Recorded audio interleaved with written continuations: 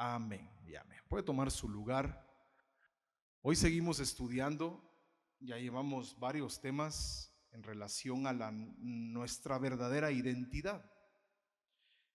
Hoy quiero continuar y quiero enseñarte algo relacionado al tema anterior. Como puedes ver, plan de vida, estas cosas os he dicho para que no tengan tropiezo. Este es algo que se desprende del tema anterior. Es algo que quiero enseñarle. Bueno, si usted, pues yo creo que todos los que están aquí escucharon el tema anterior. Vamos a retomar algunos versículos del tema. Efesios 2:4, estábamos leyendo el jueves pasado y comprendimos también cómo Él con gran amor nos amó. Esto entendimos que fue una acción que Dios realizó tiempo atrás, eterno. No había creado nada aún, como lo estudiamos el jueves pasado, y demostró un amor hacia nosotros.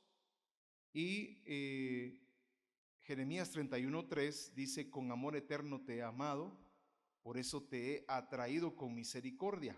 Si usted nota, acá la palabra misericordia aparece aquí y también aparece en Efesios 2:4, dando testimonio Jeremías 31:3 de Efesios 2:4 y viceversa, como el Señor mostró misericordia hacia nosotros por causa del gran amor con que nos amó, pero fue un amor eterno, es decir, en un tiempo pasado, eterno, como lo estudiamos el jueves pasado.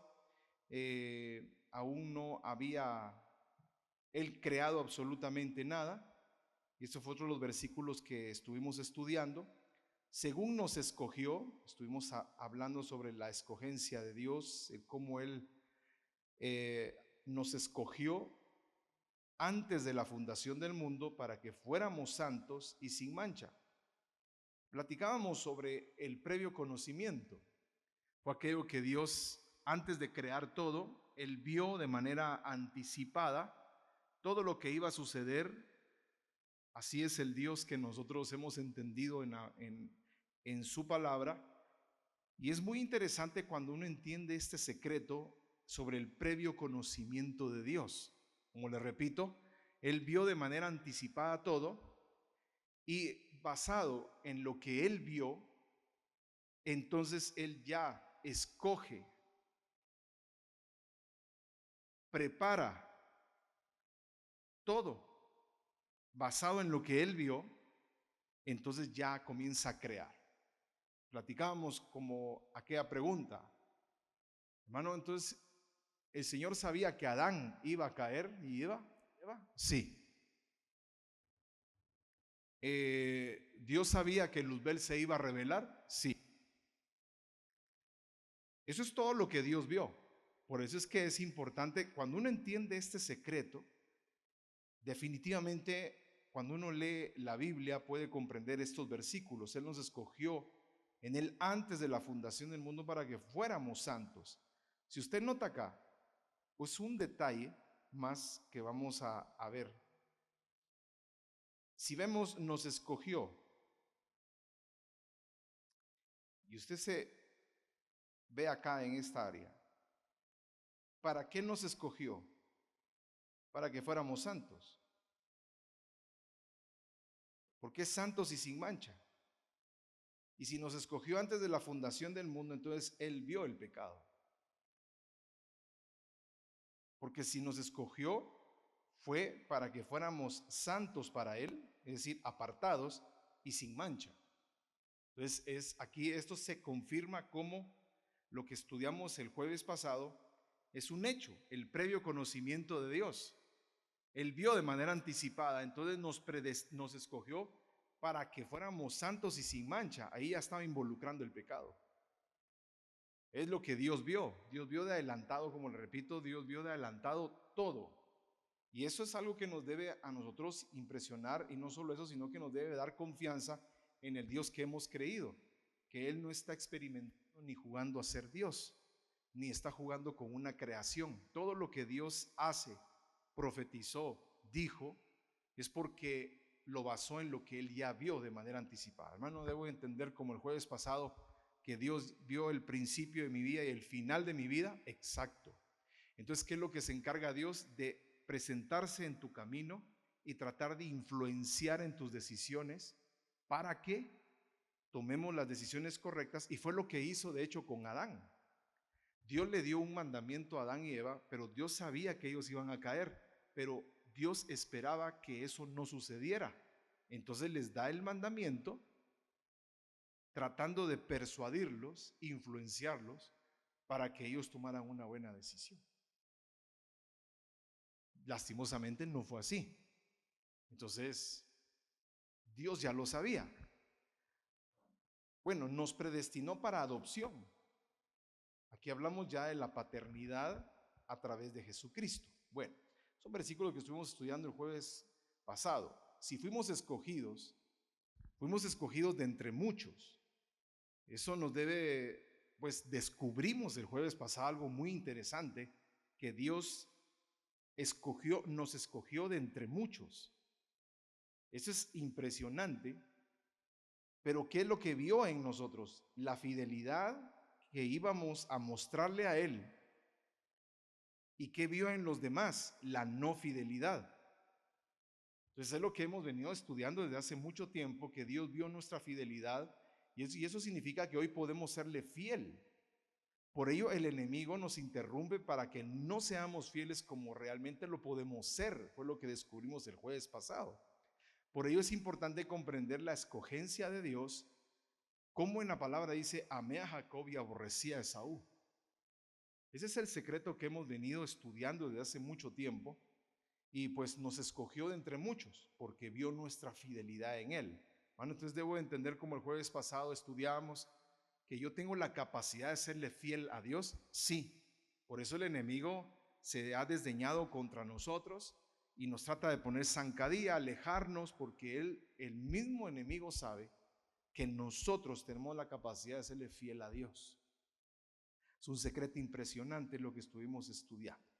Bueno, este pequeño resumen del jueves pasado, quiero entrar ya en lo que nos toca. Quiero profundizar un poco más en el previo conocimiento de Dios. Dios lo vio todo, como repito, lo que sucedería, y basado en lo que vio, es que Él planeó y profetizó. Por ello es que Dios Padre vio toda mi vida ya. Y como le repito, Él se anticipa y trata de influenciar en mis decisiones para que pueda llegar al final del camino. Eso nos debe impresionar, cómo Dios ya vio el final de mi vida. Entonces, como te repito, nos ha dejado su palabra, como lo hizo con Adán y Eva, para influenciar en nuestras decisiones. Ahora entonces, esto nos lleva a lo siguiente. Hay una herencia que está planificada que se nos dé. El vencedor heredará estas cosas. Esto es en la vida eterna. Esto ya es en la vida eterna, en los cielos nuevos y en la tierra nueva. Yo seré su Dios y Él será mi hijo. Esto es el final del camino nuestro. Entonces, cuando uno ve todos estos versículos, pues va a haber algo interesante en esta noche. Ahora, platiquemos un poco sobre nuestras buenas y malas decisiones, ¿verdad? Esto es interesante. ¿Por qué? Las malas y buenas decisiones. Bueno, platiquemos de las malas decisiones.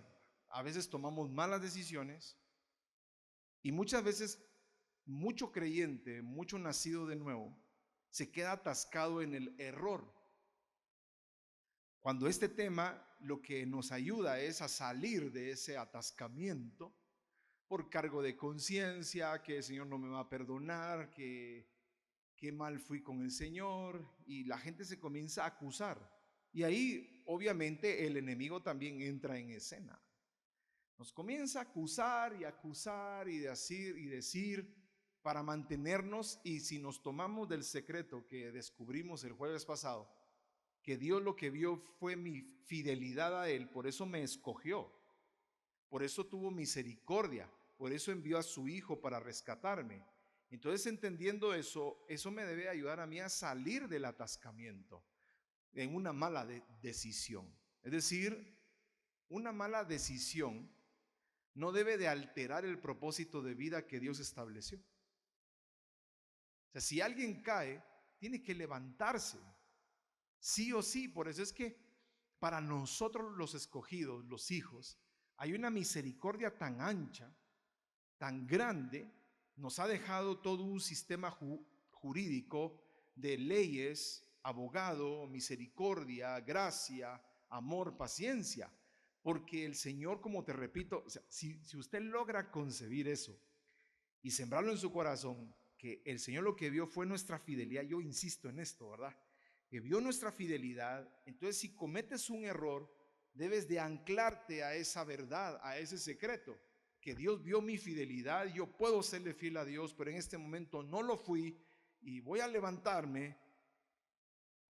Por eso dice, el que para su Señor cae, para su Señor se levanta. Es un tema entre Dios y el que cae. Por eso uno no se debe de meter en eso, porque definitivamente no debe de alterar nuestro propósito de vida. Ahora mire esto. Obviamente una mala decisión me va a traer problemas, indiscutiblemente, y no solo problemas, consecuencias. Pero las consecuencias tienden a desaparecer, obvio, nada se queda sin consecuencia.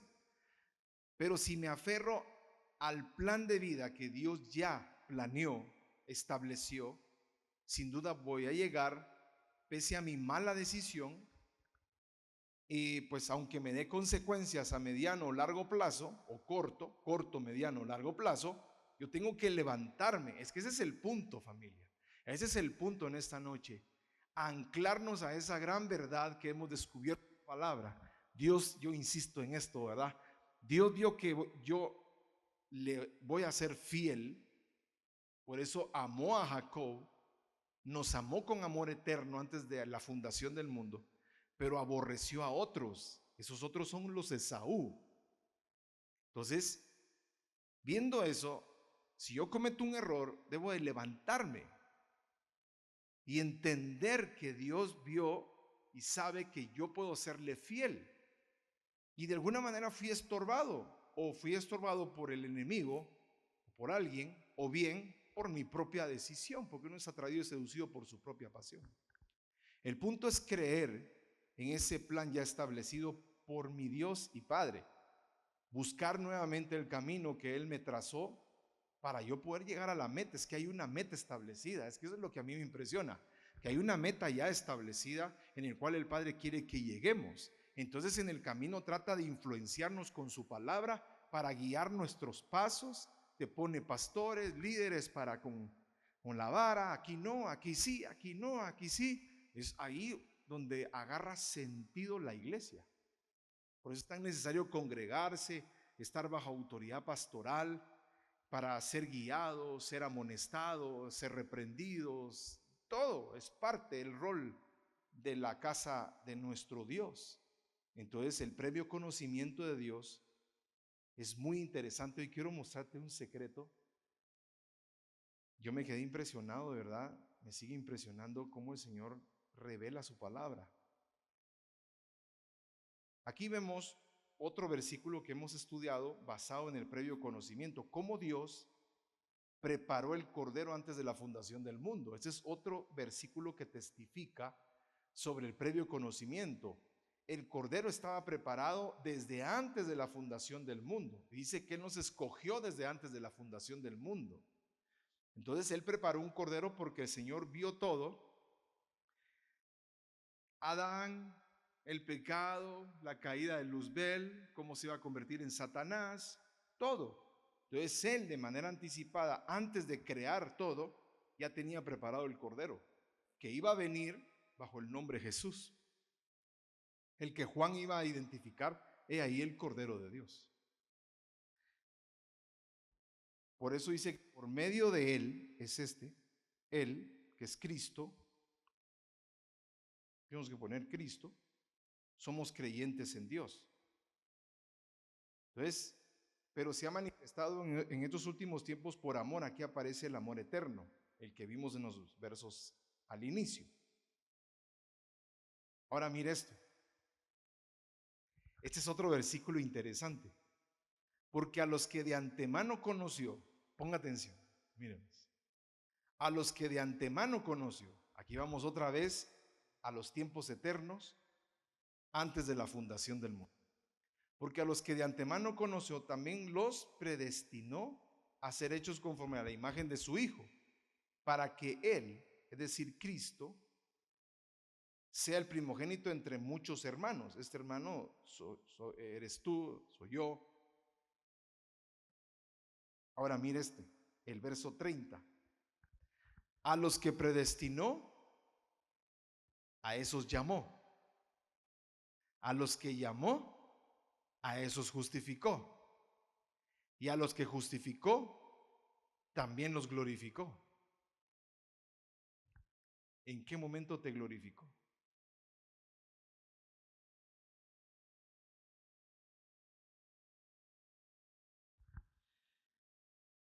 ¿Fuimos predestinados? Sí. ¿Nos llamó? Sí. ¿Nos justificó? ¿Pero ya te glorificó? El previo conocimiento. O sea que Él ya te vio glorificado. ¿Qué es eso de glorificado? Especifique. Transformado tu cuerpo. Él ya lo vio. Pues Él ya te glorificó. ¿Por qué? Aquí es donde agarra sentido. ¿Por qué cree que el enemigo anda detrás de nosotros como león rugiente? Dios ya te vio glorificado, transformado, vencedor en la vida eterna. Dios, mira, Dios ya te vio ahí. ¿Dónde te ves tú? Esa es la pregunta. El enemigo lo sabe, porque debemos de recordar quién es Satanás. Satanás era Luzbel, el querubín protector, de alas desplegadas, dice la palabra, y ningún secreto le fue oculto. Por eso quien sabe más Biblia es el diablo. Quien sabe los misterios de Dios es el diablo. Por eso sabe engañarnos y por eso se ha introducido dentro de la misma iglesia para engañarla. El diablo, sabiendo esto, se antepone en nuestro camino como león rugiente, viendo a quién devorar. Viene para robar, matar y destruir. Ahí es donde uno entiende el afán del diablo por destruirnos, porque somos escogidos y Dios ya te vio glorificado. Es que eso debe cambiar nuestra mente. O sea, Dios ya te vio transformado. Es decir, cuando nuestro cuerpo sea transformado en inmortal e incorrupto, dice la palabra en 1 Corintios 15. Wow, entonces cuando yo veo este versículo, Romanos 8:30, a esos también glorificó. Entonces aquí viene algo. Por eso dice el Señor, conoce a los que son suyos. O sea, el Señor sabe quiénes son los Jacob, a los que Él amó en tiempos eternos pasados antes de la fundación del mundo. Por eso Dios insiste tanto en nosotros, por eso nos ama tanto, por eso nos envía profeta, nos vive alentando, nos vive reprendiendo como buen padre. Ahí es donde va agarrando sentido todo, por qué Dios insiste tanto en nosotros. Y nosotros insistimos ser rebeldes, altaneros, egocentristas, pero ahí sigue el Señor con nosotros. Es que vuelvo otra vez a este punto. Él ya te vio glorificado. La pregunta es, ¿cómo te ves tú? Entonces yo tengo que verme glorificado. Ya, exacto. Eso te debe cambiar la vida. Entonces mire esto. El que es de Dios escucha las palabras de Dios. Tú estás aquí porque tú oyes la voz de Dios, entonces eres de Dios. Por eso dice, ustedes no escuchan porque no son de Dios. Aquí están los Esaú. Como hemos aprendido, hay una estirpe, hay seres humanos que no son de Dios, son los Esaú. Ese es un secreto que nosotros debemos de asimilar. Ahora mire esto. Vea esta evidencia, a este punto quería llegar. ¿Está listo o no está listo? ¿O lo dejamos para el otro jueves? A ver, mire, se va a quedar impresionado del previo conocimiento. Aliste su corazón porque eso está fuertísimo. Vámonos al ministerio público de Jesús. Yo quiero que usted mismo lo vea, el previo conocimiento de Dios. Estas cosas habló Jesús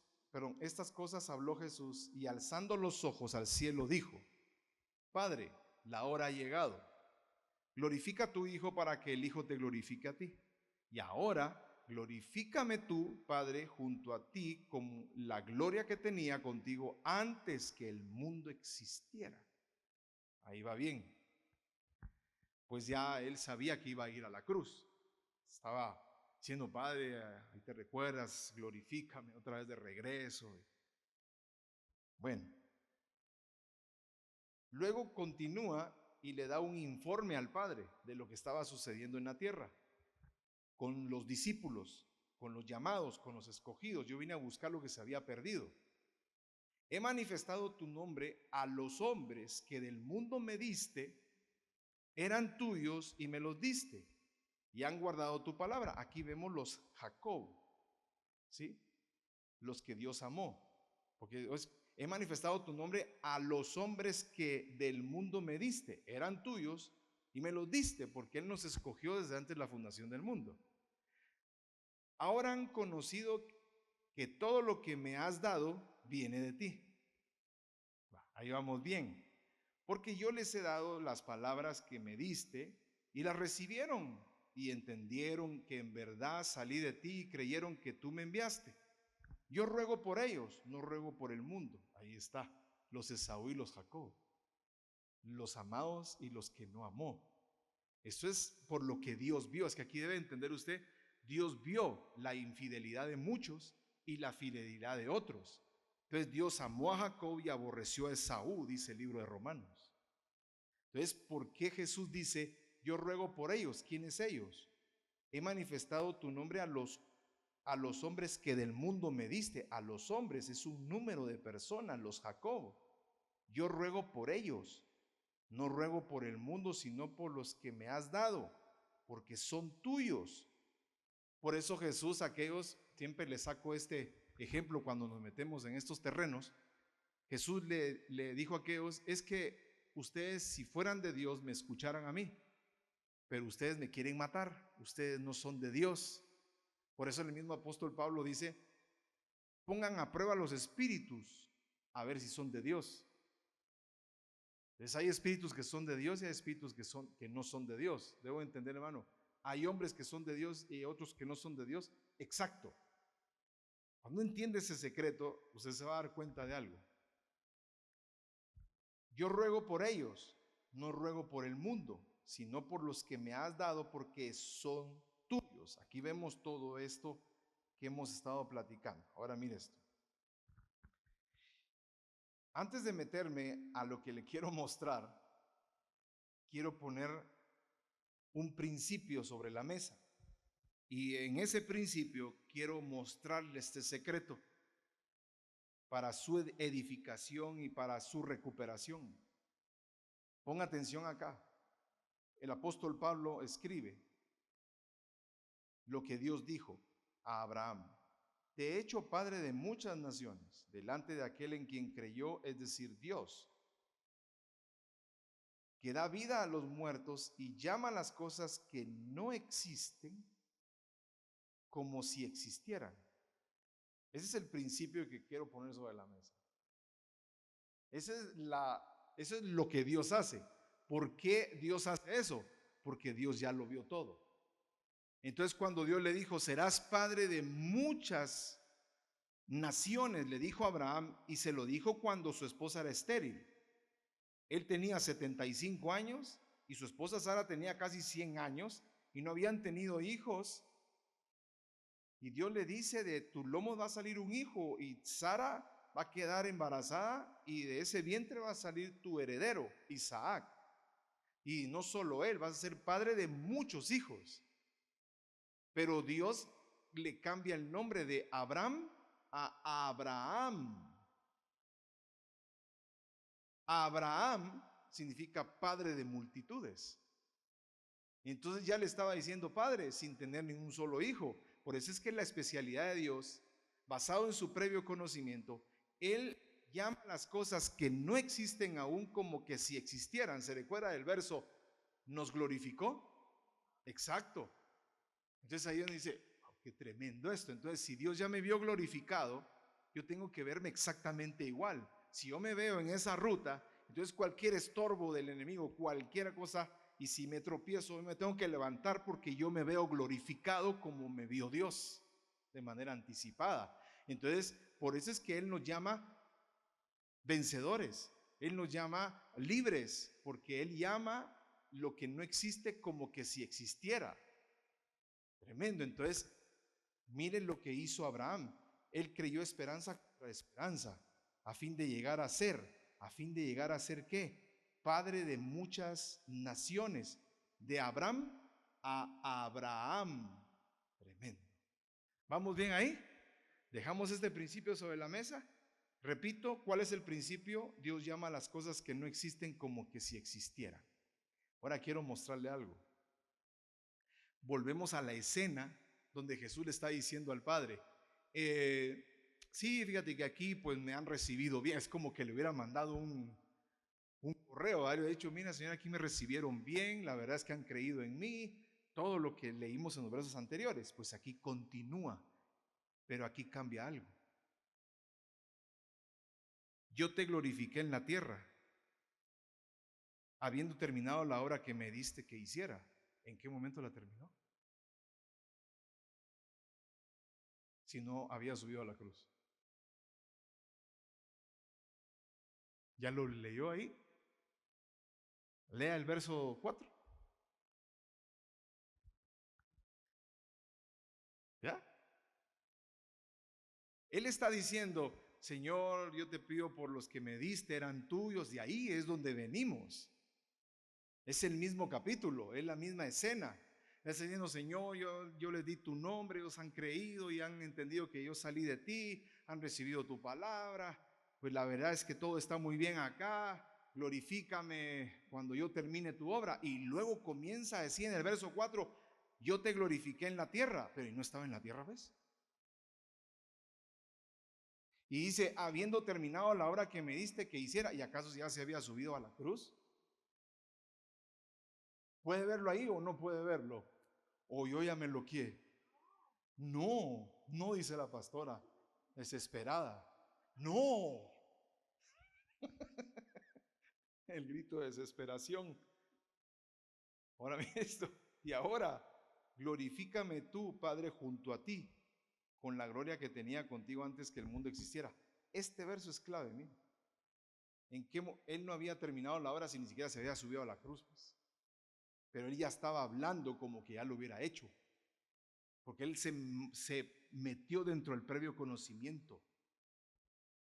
Ahora, pero esto no se queda aquí, se pone más intenso. Yo ya no estoy en el mundo, ¿ves?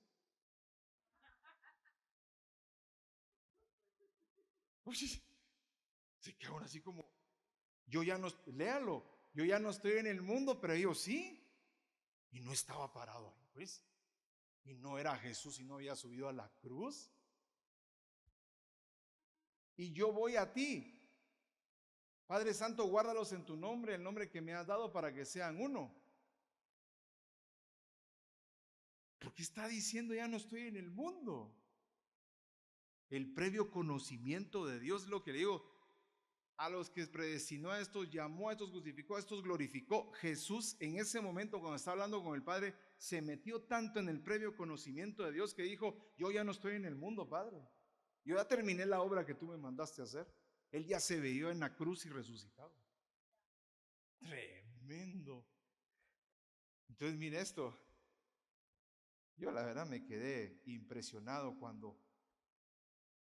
Ahora mire, esto se pone más intenso. Ahora lea ese versículo. Cuando estaba con ellos, cuando estaba con ellos los guardaba en tu nombre. Pero si seguía con los discípulos o no.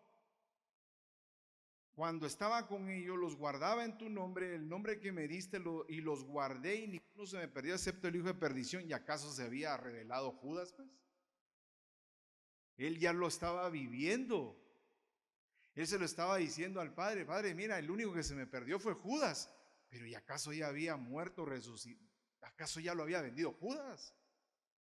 Aún no lo había vendido Judas. ¿Qué es lo que le quiero mostrar con esto? Cómo Jesús se metió, usar este término, en esa dimensión del previo conocimiento de Dios, y es ahí donde tú y yo tenemos que meternos.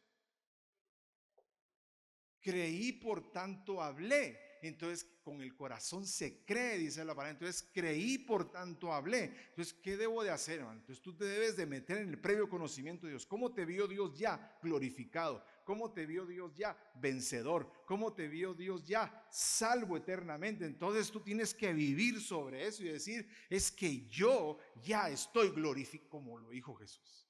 ¿Me explico?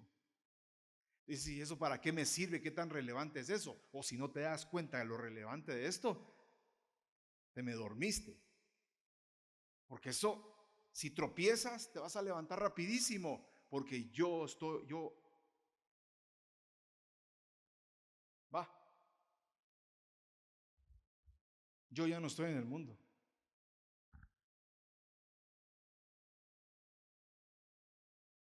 ¿Mm? ¿Qué dices, pastor?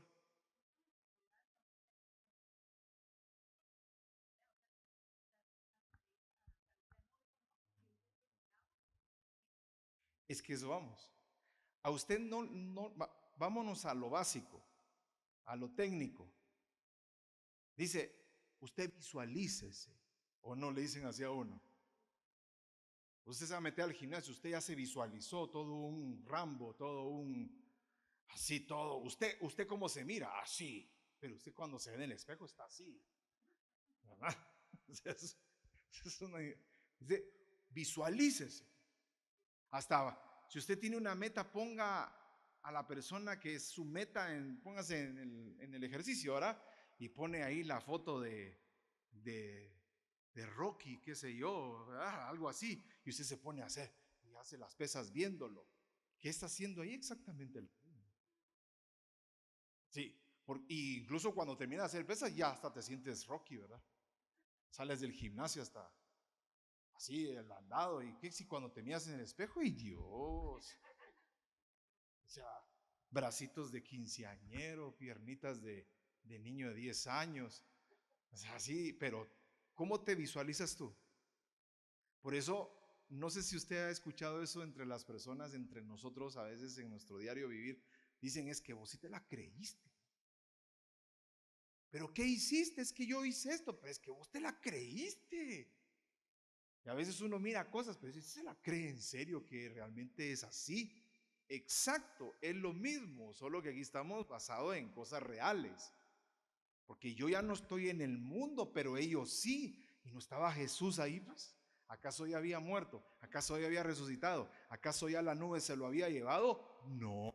¿Pero por qué dijo eso? Porque se metió en el previo conocimiento de Dios. ¿Cuántos se alegran por eso, verdad? Este es un secreto. Cuando yo estaba con ellos, los guardaba en tu nombre y se me perdió el hijo de perdición, Judas. Pero si Judas todavía andaba en el ministerio con Jesús, después que salió de ahí, siguió caminando con sus discípulos y ni siquiera había llegado al Getsemaní, pues. Por lo menos que lo hubiera dicho en el Getsemaní, ya cuando previo a ser capturado. No, lo dijo muy atrás, pero es que ese es el punto. Aquí vemos una evidencia, pero yo voy, pero ahora voy a ti. Pero ahora en ese momento él se iba a ir, él se podía ir, no, porque no había cumplido el propósito en tiempo real. Entonces, hermano, es como vivir en tiempo real, pero a la vez no, exacto. ¿Cuál es el tiempo real? Ahorita, hoy. Pero ¿cómo tengo que vivir el tiempo real? Metido en el previo conocimiento de Dios. Enfocado en lo que Dios ya vio de ti. Ese es el punto. Yo les he dado tu palabra y el mundo los ha odiado. ¿En qué momento los había odiado el mundo? El mundo los comenzó a odiar, empezando con Roma, después de la resurrección, cuando Jesús ya no estaba en la tierra, y empezó la iglesia, y Roma los comenzó a perseguir, tanto así que quemaron el templo, ¿o no? ¿Mm? los mártires. Pero Jesús dijo, y el mundo los ha odiado. Mira hasta dónde caminó Jesús con su mente. El problema es aquí, miren familia, que no nos conectamos a la mente de Dios, y conectarte a la mente de Dios es meterte en el previo conocimiento de Él. ¿Cómo te ve Dios? Vamos a ver, hagamos un ejercicio basado en toda esta información. ¿Cómo te ve Dios hoy? ¿Cómo te ve Dios hoy? Glorificado, reinando, transformado en la vida eterna. ¿Y yo cómo me miro? ¿Yo cómo me miro el día de hoy?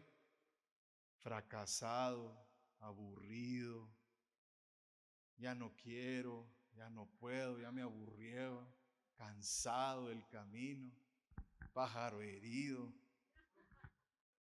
¿Ah? No sé qué.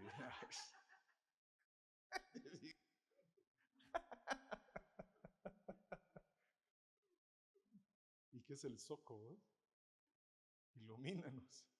¿Qué es el soco? Ah, una gripe de pollo.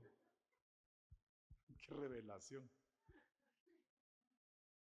Sí, exacto. Uno así, y Dios cómo te ve, cómo te ve tu Padre. Es que ese es el punto, familia, conectarnos con la mente de Dios, meternos en la mente de Dios.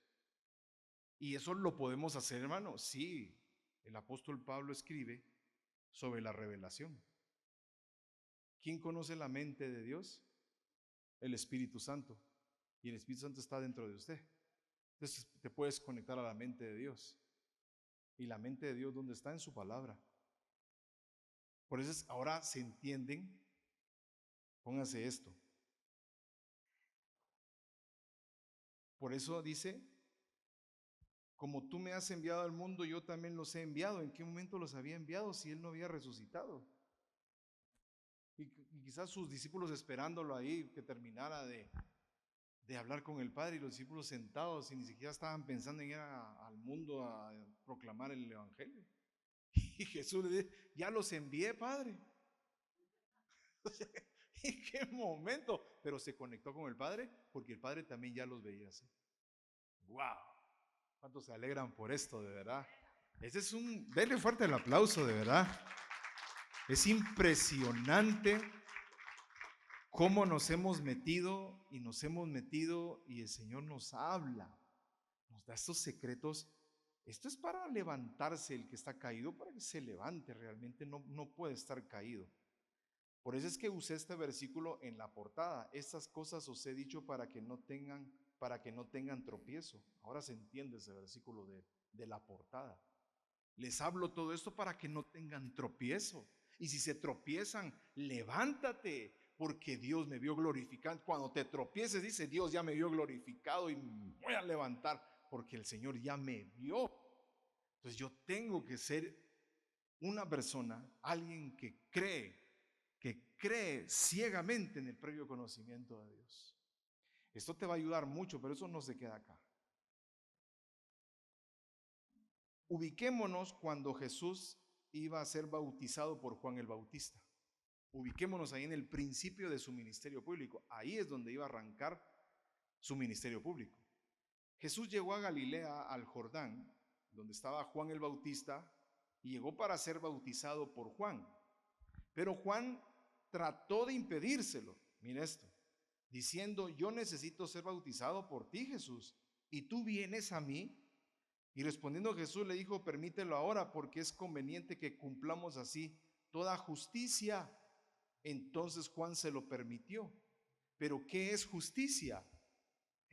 Permite Juan, ahora es como que Jesús llegó con Juan y le dijo, Juan, bautízame.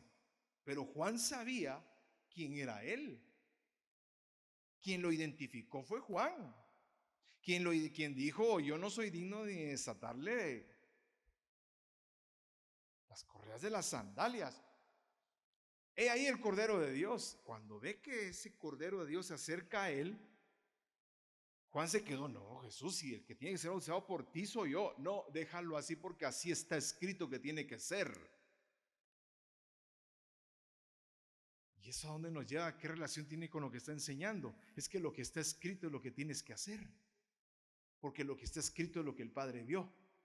Entonces, ¿quién tenía que bautizar a Jesús? Juan. ¿Y Juan se lo quería impedir? No, déjalo así, Juan, bautízame, porque así cumpliremos toda palabra ya dicha, porque estaba profetizada. Entonces eso te debe llevar a que todo lo que está escrito en su palabra, debemos de vivirlo. Porque ¿qué pasó después que Jesús fue bautizado? Se abrieron los cielos. Bajó el Espíritu Santo como paloma. Y se oyó: tú eres mi Hijo amado en quien me he complacido. ¡Wow! En que me he complacido. Tengo contentamiento. Entonces, por eso aquí es donde agarra sentido. Hermano, ¿por qué predican tanto en las iglesias de obedecer a Dios, obedecer su palabra? Agarra sentido eso. Por eso el obedecer a Dios en su palabra es caminar sobre lo que Dios ya vio sobre tu vida. Es decir, caminar en el propósito de vida. Ahí está, aquí es donde agarra sentido la frase muy trillada: Dios tiene un propósito de vida con vos. No sé si usted lo ha oído o se lo han dicho, ¿verdad? La gente dice: está más quemado que los cohetes de Navidad. Es así como: no me digas eso que me cae mal. Dios tiene un propósito, Dios, grande con tu vida. Y ay, Dios, ahora sí usted dice, cuando le digan así, diga amén. Porque sí tiene un gran propósito de vida con nosotros. Y lo tremendo es que Él ya lo vio. Entonces Jesús nos muestra algo impresionante. ¿Por qué Él fue levantado de la tumba al tercer día? Porque se apegó al plan de vida que el Padre le trazó. Entonces, si yo me apego al plan de vida que está escrito en la palabra, entonces todo va a ir bien en mi vida. Es que ese es el punto. Por eso es que dice: he descendido del cielo, dice Jesús, para hacer no para hacer mi voluntad, sino la voluntad del que me envió. Esto es lo que nosotros tenemos que aprender: a doblegar nuestra voluntad, nuestro yo, nuestro ego, nuestras necesidades, y someternos a esa perfecta voluntad de Dios, porque esa perfecta voluntad de Dios te va a llevar al punto B, donde el Padre ya te vio glorificado, donde el Padre ya te vio vencedor, donde el Padre ya te vio reinando con Cristo, donde el Padre ya te vio en los cielos nuevos y en la tierra nueva. Puesto los ojos en Jesús, el autor y consumador de la fe, quien por el gozo puesto delante de él soportó la cruz. Ese es el gozo puesto, el previo conocimiento. ¿Cuál es el previo conocimiento? Lo iba a levantar al tercer día, ¿sí o no? Y Jesús dijo: ya no estoy en el mundo, Padre, ya terminé, y no lo había terminado, pero él ya se lo hacía, él ya ni sé qué decir. Es impresionante, ¿o no? ¿A cuánto les impresiona este secreto? Mire, es algo que debe de nosotros generar una vitamina, si así se puede decir, espiritual. Tenemos un gozo puesto delante de nosotros, por eso soportemos todo lo que viene a nuestra vida, porque es a través de muchas tribulaciones y problemas que debemos entrar en el reino, porque solo nos dice qué peso de gloria hay detrás de cada problema. Por eso aquí agarra sentido que las pruebas, los problemas, aprovéchate de ellos, porque son circunstancias. Si no viene el problema, ¿dónde vas a ver al Dios proveedor? Cuando viene el problema, ¿cómo vas a ver al Dios ayudador? Es cuando Dios se te revela. Si queremos que Dios se nos revele, pero no tener problemas, es que en el problema, en la escasez, en la enfermedad, es donde el Dios del cielo, tu Padre, se te va a revelar. ¿Sí o no? Por eso dice la palabra, y se lo repito otra vez: es necesario que a través de muchas tribulaciones entremos en el reino. Por eso todo coopera para bien, ayuda para bien a aquellos que han sido llamados conforme a su propósito. ¿Y cuál es el propósito? El previo conocimiento. Ya te vio glorificado. Por eso es que se sentó a la diestra del trono de Dios. ¿Y qué dice Cristo, el Cristo resucitado? Al vencedor le concederé sentarse en mi trono, así como yo vencí y me senté en el trono del Padre. Yo le concederé sentarse conmigo en mi trono. Jesús respondió y les dijo: destruyan este templo y en 3 días lo levantaré. Mire qué fe la que tenía Jesús. Y se estaba refiriendo a él. ¿Sabe qué les estaba diciendo? Cuélguenme en la cruz. Denle, denle. Este templo, este cuerpo, ustedes lo van a destruir, me van a arrancar las barbas, me van a meter una corona, unas espinas, pero no me van a quebrar ningún solo hueso, porque está escrito que no me pueden quebrar ningún solo hueso. Voy a derramar mi sangre hasta el punto de sacar agua y me van a colgar desnudo, háganlo, pero en 3 días voy a ser levantado. Por eso él pudo. ¿Usted se recuerda ese estudio que vimos de el Getsemaní? Cómo el Señor Jesús estuvo a punto de soltar el propósito. Padre, si es posible, pasa a mí esta copa. Estaba como, así creo que estaba agarrado del Padre, él así, ya me suelto, porque él estaba vestido de humanidad. Así que llegó a tener una tristeza al punto de él sentía la muerte ya. ¿Y qué es lo que hizo ahí? Que no se haga mi voluntad sino la. Ahí está. Entonces nosotros tenemos, ¿sabe cuál es el secreto aquí? Es doblegar nuestra voluntad. Hermano, déjeme entender. Meterme en esa dimensión de la mente de Dios en el previo conocimiento, donde Él ya me vio vencedor, glorificado, todo. Eso lo entiendo, pero ¿cómo lo hago? ¿Cómo comienzo? Doblega tu voluntad. Doblega y sométete a la voluntad de Él. Porque ¿cuál es la voluntad de Él? ¿Es salvarte o no? ¿Restaurarte? ¿Liberarte? ¿Sanarte? ¿Nos conviene o no? Entonces dejemos de ser necios, familia. Dobleguemos, Padre, que no sea mi voluntad, sino la tuya. Y dice que ángeles bajaron a ministrarlo en el huerto de Getsemaní. En el peor momento de su vida. Nomás dijo eso, dice la palabra que bajaron ángeles a ministrarlo, a fortalecerlo. No dudes en la ministración de ángeles que sucede a veces en nuestra vida. Que a veces sentimos aquella fuerza donde nos decimos: Señor, ya no aguanto, de verdad, me rindo, como que te dan esa vitamina. No dudes que es ministración de ángeles, como le pasó a él en el huerto de Getsemaní. Porque dice en el libro de Hebreos que él manda a sus ángeles a ayudar a aquellos que han de heredar la salvación. Wow. Jesús respondió y les dijo: destruyan este templo y en 3 días lo levantaré. Así, trátame de botar y si me botas me levanto. Hasta 7 veces. Y si caigo para mi Señor, caigo, no para ti, y para mi Señor me levanto. Dale fuerte el aplauso. Hay que saber pelear la batalla. Tenemos que aprender a pelear la batalla, familia. Con conocimiento se puede. Entonces aquí viene el punto. Fue sepultado y que resucitó al 3er día, conforme a las que hice. ¿Conforme a qué? Ahí está bien. Fue sepultado porque murió en la cruz. Fue resucitado al 3er día, como estaba profetizado y escrito, sí, porque todo lo hizo conforme a las escrituras él. Yo he venido a hacer la voluntad de aquel que me envió. Yo he venido a hacer la voluntad de aquel. Ese es el secreto. Rompamos nuestra voluntad, porque nuestra voluntad nos lleva a sitios que realmente son muy peligrosos. Debemos de vivir y declarar entonces de antemano nuestra victoria. Y esto tú lo puedes ver. Esto no es confesión positiva. No, que me da problema. Yo voy a salir. No, esto no es confesión positiva. Ese es otro tema. Ese tema no entra en las escrituras. La confesión positiva. Nosotros tenemos una declaración de fe, como dijo la pastora. Creí, por tanto, pero ¿dónde te fundamentas en lo que él dijo en su palabra?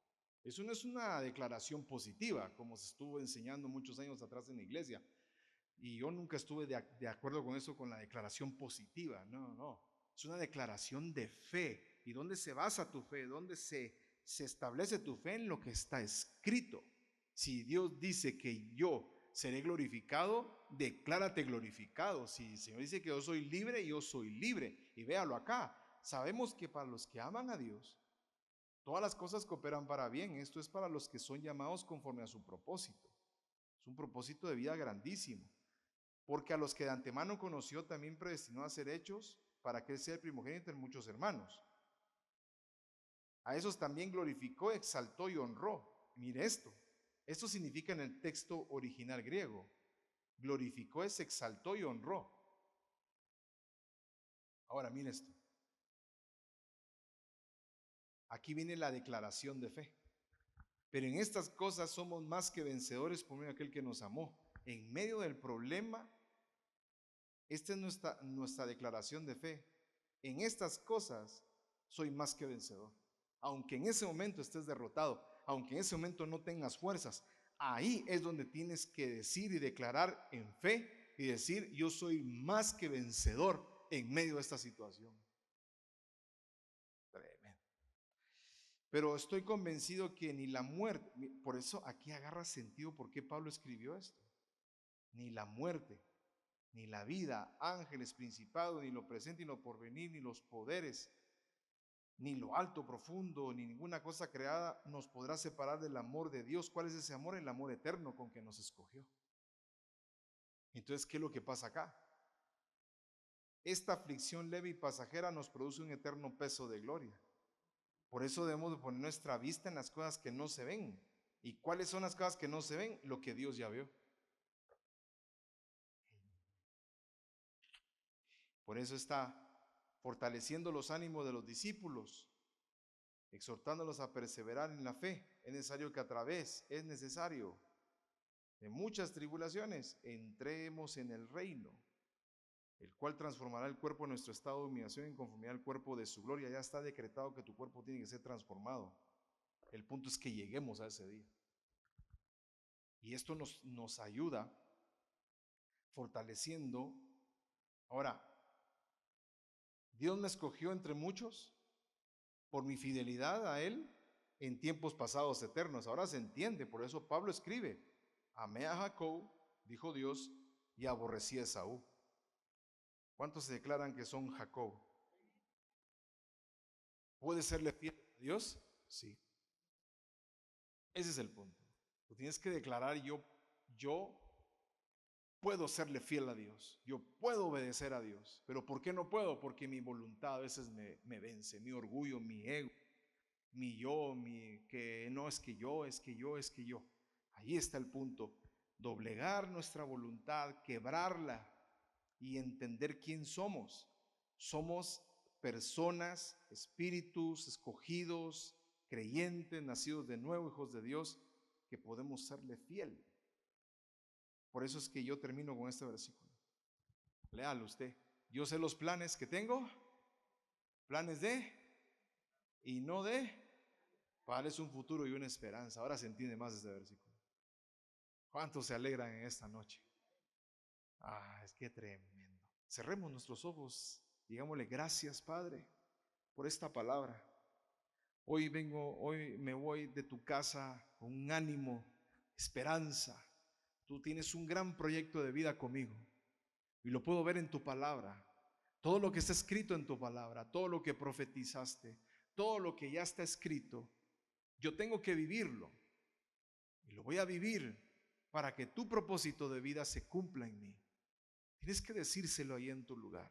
Yo hoy doblego mi voluntad, me pongo en el Getsemaní y digo: Padre, que no se haga mi voluntad sino la tuya. Una perfecta voluntad que me lleva de un punto A a un punto B, Señor. Gracias, guía mis pasos con tu palabra.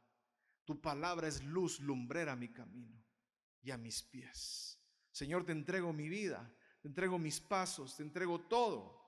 Mi voluntad, mis deseos, mis sueños.